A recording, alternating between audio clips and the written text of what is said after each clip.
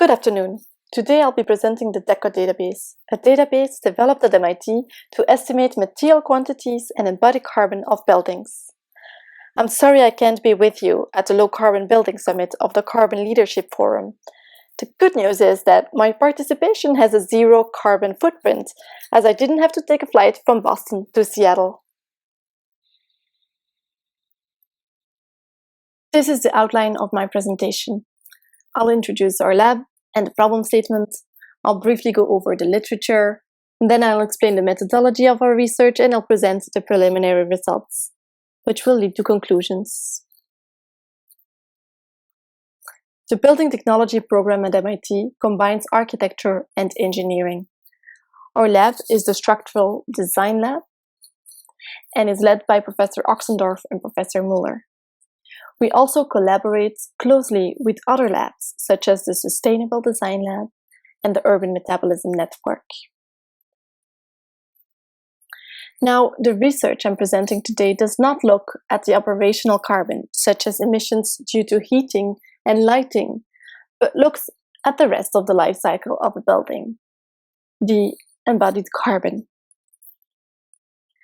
At different scales, different tools are available to estimate the CO2 emissions. At the material scale, life cycle assessment, or LCA, can be used. At the city scale, material flow analysis, or MFA, can be used. At the building scale, they usually perform energy simulations in order to estimate the operational carbon of a building. However, to estimate the embodied carbon of a building, a uniform methodology or tool is lacking. This is why this research tries to answer two key questions. One, what is the embodied carbon of buildings? We currently have no consensus on benchmarks we could compare buildings to. Two, how low can we go? We don't know what is possible, so this research will show the minimum embodied carbon we can try to reach in building design. For example, the Beijing Olympic Stadium has an embodied carbon that is 10 times higher than the London Olympic Stadium. This shows benchmarking and low carbon design are extremely important. Now, to answer the two key questions, a transparent, worldwide, interactive database has been created, and we are developing low embodied carbon design guidelines. We do this in three primary ways. First, we collect data from published life cycle assessments. Second, we collaborate with leading structural design firms. And third, we create the interactive, growing DECO database, and we develop a design guide. So this is the interactive interface of the DECO database, which stands for Database for Embodied Quantity Outputs. Architects and engineers can input data on their projects. They enter general information, structural information, and so on to allow meaningful comparisons of the environmental impact of buildings. Now, this is a brief literature review at different scales. First, on the material scale, we've got embodied carbon coefficients developed for the inventory of carbon and energy, or ICE database, by Hammond and Jones. But we've also got EcoInvent, Gabi, CIMAPRO, and so on.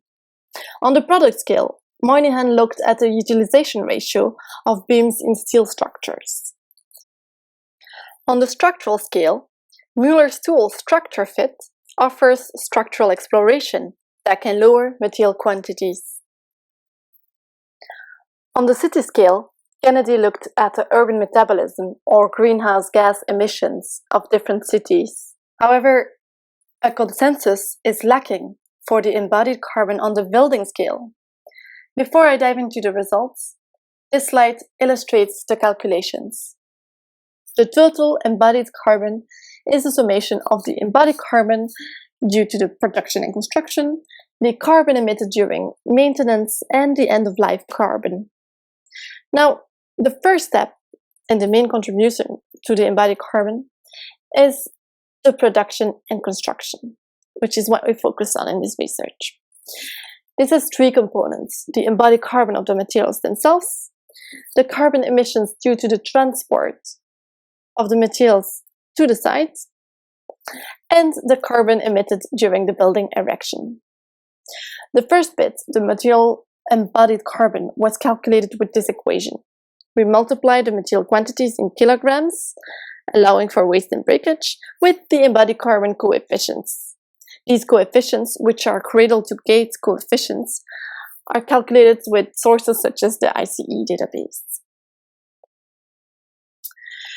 Now, let's take a look at the results.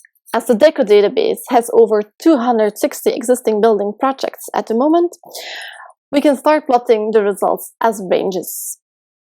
On the top of the slide, you can see the structural material quantities, normalized by floor area, expressed in kilograms of material per square meter. And on the bottom of the slide, you can see the global warming potential, also normalized by floor area, and expressed in kilograms of CO2 equivalent per square meter. Here, the buildings have been classified per program type. Cultural buildings show higher impacts than offices, which confirms what we would expect from, let's say, museums. We can also look at the data from a structural design point of view.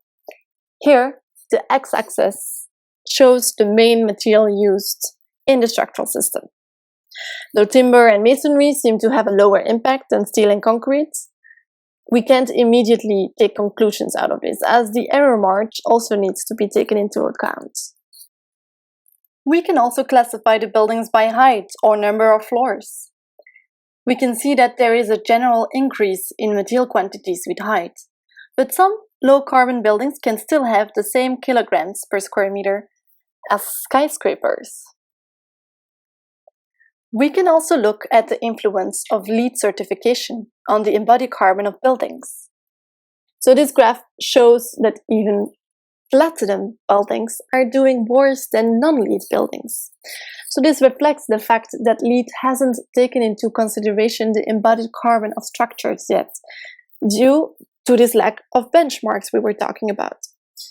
So this data analysis helps to create these benchmarks. To summarize, the buildings in the DECO database have an average of 425 kilograms of CO2 equivalent per square meter. But there is a very wide range of results. Concrete and steel structural systems seem to have higher impacts than timber or masonry systems, and material quantities seem to increase with height. Now, MIT started to look at environmentally exemplary projects. We did that to see how low we can go in terms of embodied carbon. 4 case studies were analyzed: the Crossway House, the Pines Calyx, the Mapungubwe Interpretive Center, and the Stepsbank Lodges. The results are looking at the production, transportation, and construction of these exemplary projects. They are made out of natural tiles, bricks, and little amounts of concrete and steel compared to existing buildings. The global warming potential lies between 25 and 40 kilograms of CO2 equivalent per square meter. When you compare this to the global warming potential of typical buildings, we can see that the exemplary projects are an order of magnitude smaller than these typical buildings. The average of the 260 existing buildings that I collected in the DECO database is around 425 kilograms of CO2 equivalent per square meter. That's 10 times higher than the Pines Calyx, for example. In conclusion, a methodology or database has been developed to benchmark embodied carbon in buildings. And we can now answer the 2 key questions. 1, the embodied carbon of existing buildings ranges between 200 and 600 kilograms of CO2 equivalent per square meter. And 2, low carbon structural design leads to much lower results, 25 to 45 kilograms of CO2 equivalent per square meter, which is much lower than the embodied carbon of typical buildings existing today. Next steps are to gather more data and refine the accuracy of the data. and to perform an uncertainty and sensitivity analysis. We should also allow for waste, include maintenance, and predict end-of-life scenarios.